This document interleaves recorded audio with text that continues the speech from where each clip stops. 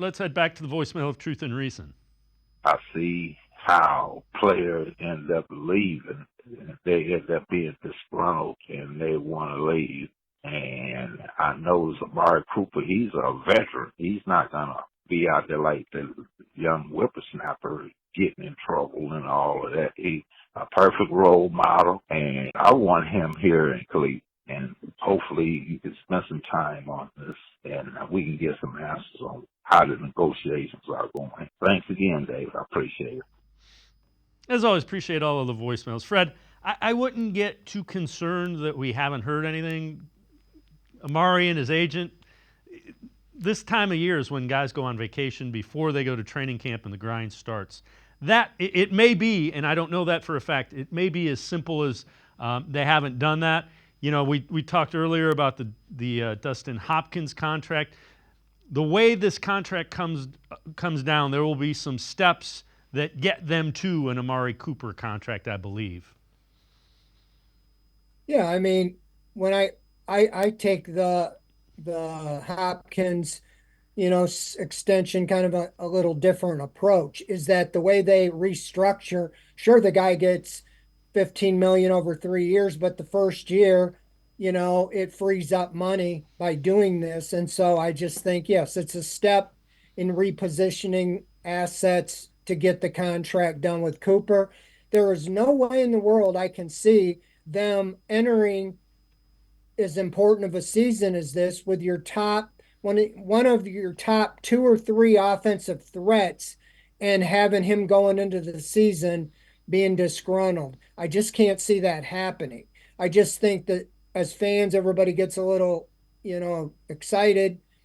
And sure, I mean, they go to camp a week from today, tomorrow, and nothing, you don't hear anything.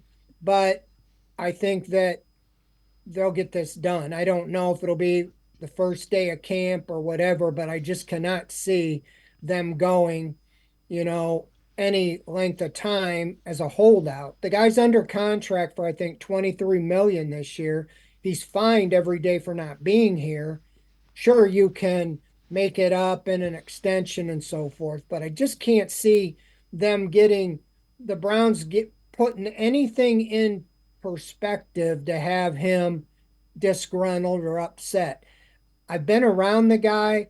I just don't see the personality, of being that type of a. I've said this many times. I've been around top number one receivers for over 30 years, covering with the Browns and other teams, and he is not a diva. I mean, he's one of the most down to earth guys I've been around. I realize he has an agent, but I just feel like he just knows this is his window to get his last contract. When you hit 30, all of a sudden, it seems like when you're about 32, everybody looks at you as a wide receiver that you fell off the deep end. And then you see the Julio Jones, the DeAndre Hopkins is going 1 year at a time, team to team, in that kind of scenario. And I think he just wants maybe a little bit of security, maybe a 3 year deal. I don't know what he's asking for, and maybe the Browns are asking for a 2 year deal. So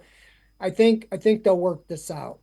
Yeah, and again, this front office has been really good about finding ways to keep players that they want to keep. So you almost have to divorce, what the Browns front office has done before Andrew Berry, because he's kind of earned the benefit of the doubt that way.